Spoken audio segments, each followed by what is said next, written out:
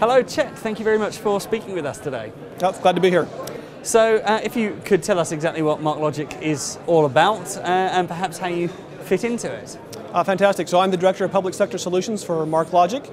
And MarkLogic is, I would dare say, the most important company that you've never heard of. And I say that, we are building an operational database that deals with big data problems.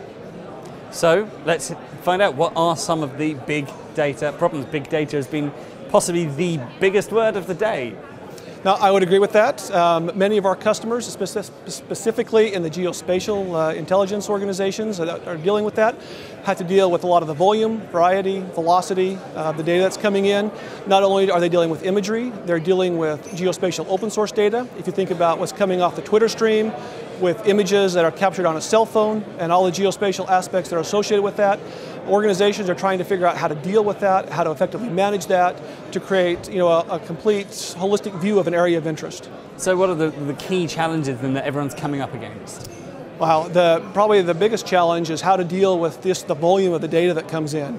Organizations are struggling to be able to ingest the data effectively. They're having difficulty querying, asking questions about the data effectively because the data is in so many different formats. Not only are they having to do geospatial searches, they have to do both temporal as well as contextual searches. So where does MarkLogic step in? So MarkLogic is, from a foundational technology, allows organizations to ingest all this data and be able to ask all those complicated questions, the geospatial, temporal, and contextual, across all this vast variety of data that they have. And how have you been managing that at the moment? Well, fantastic. Well, we've got a lot of great customers, definitely in the United States. Many of our intelligence customers, Department of Defense, as well as commercial customers, are turning to us to help solve a lot of these challenges. Now, obviously, you were speaking earlier today in DGI. What were some of the key findings that came out of that discussion? So a lot of the key findings, we're talking about a specific use case that we were doing for NGA about taking an enterprise data layer approach to do what I would call a horizontal harmonization of all the variety of data that they have. And I think that they're seeing that they're able to better discover the data, more quickly get the data out to the analyst and to the warfighter and to those people who are interested in it much more effectively than they have been able to before. So do you think this is going to provide some form of, I suppose, a figurehead really for the rest of the industry to follow suit? I would say so. I would think most people, the reason everybody is struggling with big data is because they're using legacy technology that was written 30 years ago, if you think about the origins of relational database technology. And in order to write next century applications, this century applications, for the 21st century, you need a new technology.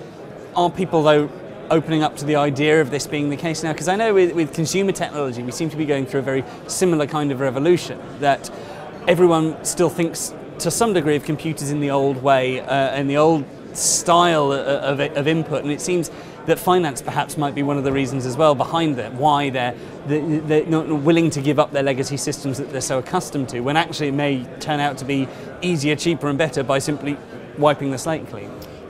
Great, that's a great question. Many of our customers, specifically in the government, are feeling budget pressure.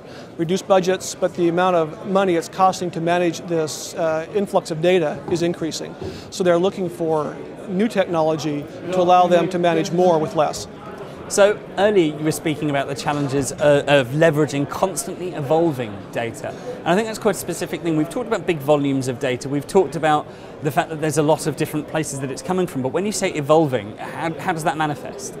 So a couple things. If you think about the information that comes from the social media sphere, things like Twitter, Facebook, blogs, new image formats, or the images how quickly images get uploaded.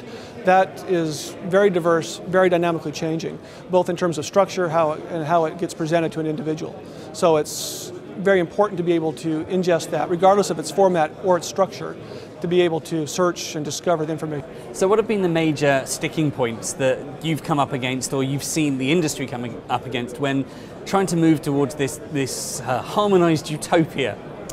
The biggest challenge has been the ability to ingest without worrying about the schema. Most legacy technologies require you to define the schema up front, and our message is that you can ingest the schema as is, deal with it as it comes in, and worry about the schema and how it's going to get consumed later. That drastically reduces an organization's time to market in terms of their time to develop new applications and develop new and deliver the information out to a customer. So finally, obviously temporal analysis, a very big topic and talking point throughout the day. Looking forward, so sort of future temporal analysis, where do you see things going over the next few years? Wow, that's a great question. I think we're going to see more and more influx of different data sources come in as organizations look to acquire data from commercial providers. I think the biggest issue is going to be dealing with just that volume and that variety, and being able to take and do the analytics across all of that data.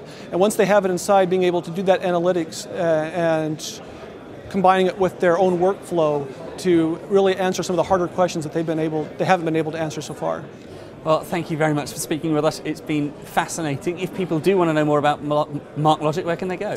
Well, they can definitely go to www.marklogic.com, or they can contact our offices here in the United Kingdom. Fantastic. Thank you very much. Thank you.